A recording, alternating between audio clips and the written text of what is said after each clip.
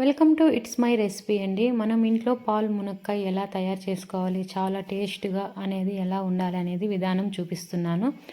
Oil, కొంచెం ఆవాలు, 2 పచ్చిమిరపకాయలు, ఆనియన్స్ అనేది పెద్దవి ఒక 3 తీసుకోండి. ఇట్లా చేస్తే చాలా బాగుంటుంది. పిల్లలైతే చాలా ఇష్టంగా తింటారు. మనకి ఆనియన్స్ అనేది పెద్ద ఏగబల్లేదండి, ఇలా ఏగితే సరిపోతుంది. చూడండి, ఈ విధంగా ఏగితే సరిపోతుంది.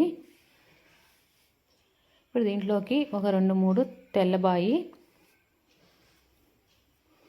కొంచెం పసుపు, ధనియాల పొడి 1.5 స్పూను, కారం టేస్ట్ని బట్టి వేసుకోండి. నేనైతే 1 స్పూన్ అనేది వేస్తున్నాను. దీంట్లో సాల్ట్ అనేది ఇప్పుడు వేయకూడదండి, మనం లాస్ట్లో వేసుకోవాలా సాల్ట్ అనేది. ఇప్పుడు ముందు వేసుకోకూడదు సాల్ట్. ఇప్పుడు నేను ఇవి లీటర్ మిల్క్ అండి,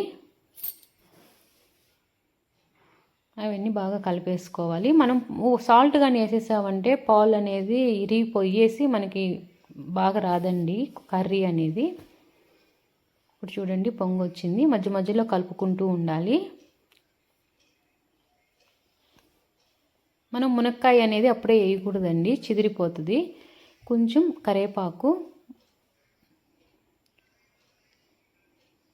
చూడండి పాలు అనేది ఇనిగిపోయినాయి, ఇంకొంచెం ఇనకాలి.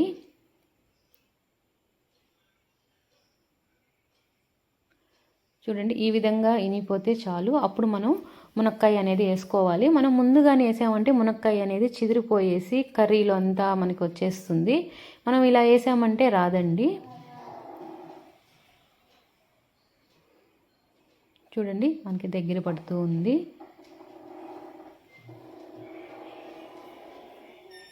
చూడండి మునక్కాయ అనేది ఎంత బాగా ఉడికిపోయిందోను.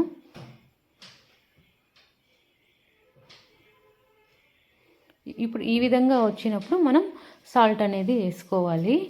ఇప్పుడు వేసుకుంటే మనకి సరిపోతుంది. సాల్ట్ అనేది మన టేస్ట్ని బట్టి వేసుకోవాలి.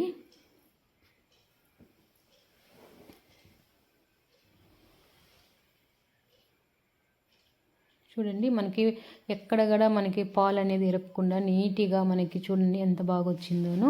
మామూలుగా మనం సాల్ట్ అనేది ముందేసేస్తే మనకి పాలు ఇరిగిపోయి కొంచెం పెద్దగా ఇరిగిపోయి పన్నీర్ లాగా ఇరిగిపోయినట్టు, పాలు ఇరిగినట్టు వచ్చేస్తుంది.